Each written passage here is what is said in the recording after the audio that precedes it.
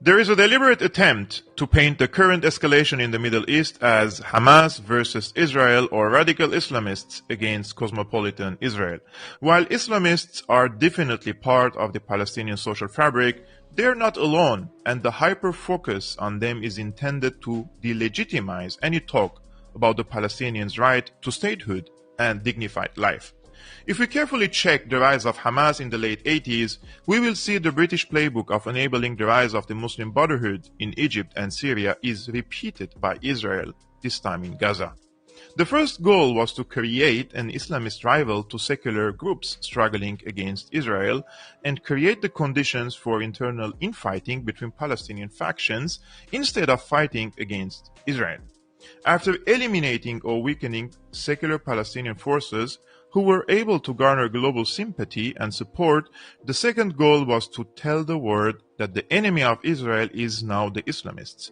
And we all know how easy it is to frame Islamists as terrorists in the eyes of the international public.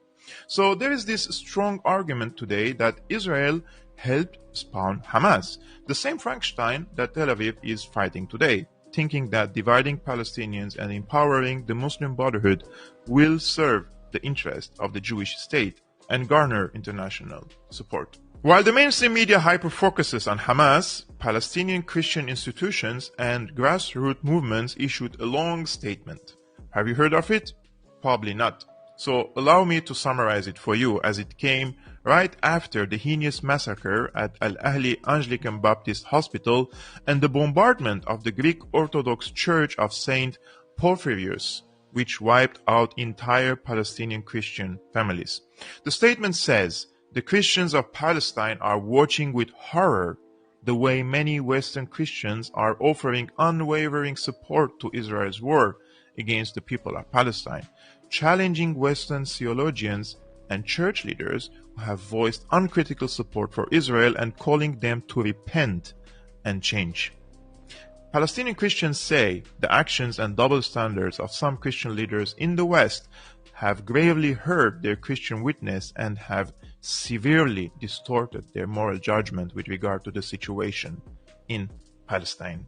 The statement adds that the Christians are horrified by the refusal of some Western Christians to condemn the ongoing Israeli occupation of Palestine, and in some instances, their justification and support for the occupation.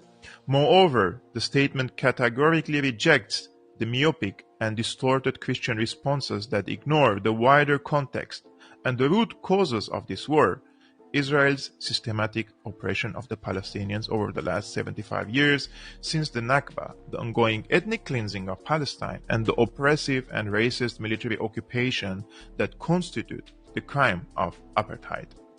These are strong words by the Palestinian Christian community, and whether you agree with them or not, so-called Christian Zionists in the United States and Europe should for once listen to the people who come from the birthplace of Jesus Christ. And by the way, I'm going to post a link to the full statement in the comments below. I invite you to read it and just think about it.